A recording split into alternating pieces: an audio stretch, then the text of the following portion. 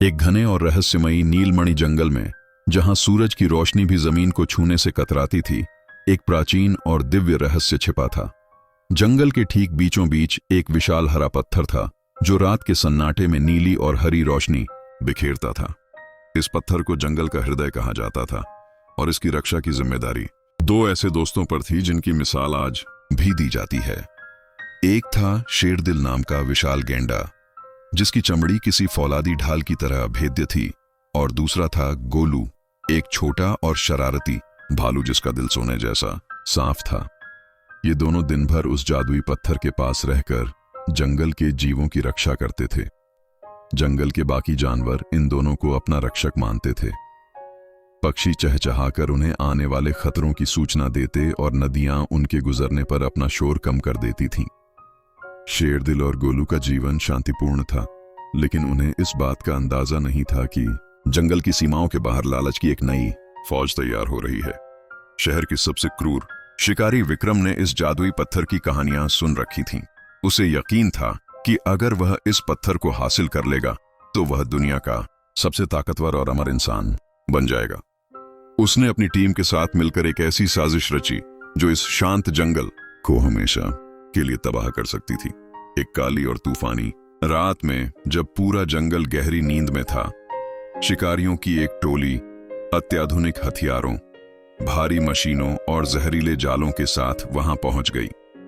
शेरदिल ने अपनी तेज सुनने की शक्ति से सूखे पत्तों की आहट पहचान ली और तुरंत गोलू को जगाया। इससे पहले कि वे संभल पाते, शिकारियों ने चारों तरफ से बम और धुएं के गोले फेंकने शुरू कर दिए। पूरा इलाका धुएं से भर गया और शेरदिल को कुछ दिखाई नहीं दे रहा था। इसी का फायदा उठाकर शिकारियों ने शेरदिल पर बिजली के भारी जालों की बारिश कर दी और उसे जमीन पर जकड़ लिया। शेरदिल ने बहुत संघर्ष किया, उसकी दहाड़ से पूरा जंगल कांप उठा, लेकिन बिजली के झटकों ने उसे बेबस कर दिया।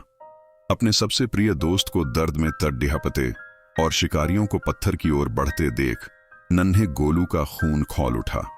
वह जानता था कि वह शारीरिक रूप से इन इंसानों का मुकाबला नहीं कर सकता, लेकिन उसके पास एक अटूट विश्वास था। वह बिना अपनी जान की परवाह किए उन जहरीले तीरों और गोलियों के बीच से निकलता हुआ उस चमकते हुए हरे पत्थर की ओर भागा। जैसे ही गोलू ने अपने नन्हे पंजों से उस पत्थर को छुआ, एक गगनभेदी गर्जना हुई जिससे आसमान के बादल फट गए। वह पत्थर अचानक ठंडी रोशनी छोड़ना बंद कर दिया और एक दहकते हुए आग के विशाल गोले में बदल गया।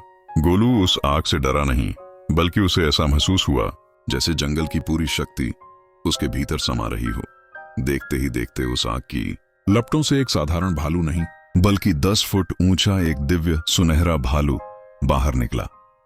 उसका शरीर अब खाल का नहीं, बल्कि पिघले हुए सोने जैसा ठोस और चमकदार था। उसकी आंखों से ज्वाला निकल रही थी। उसने एक ऐसी दहाड़ मारी कि शिकारियों के हाथों से हथियार अपने आप छूटकर गिर गए। स्वर्ण भालू ने एक ही प्रहार में शेरदिल को उन बिजली के जालों से आजाद कर दिया।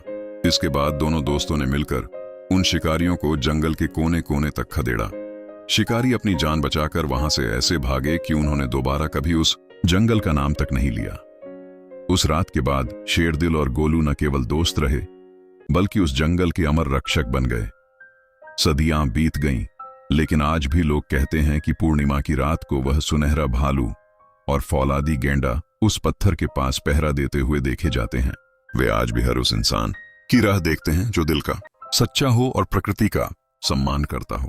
पर वे दोनों आज थोड़े उदास भी हैं, क्योंकि उन्हें लगता है कि उनकी यह इतनी लंबी और बहादुरी भरी दास्तान सुनकर भी लोग इसे नजरअंदाज कर देंगे और बिना लाइक और सब्सक्राइब किए चले जाएंगे। क्या आप उनकी इस महान कुर्बानी को एक सब्सक्राइब देकर सम्मान देंगे?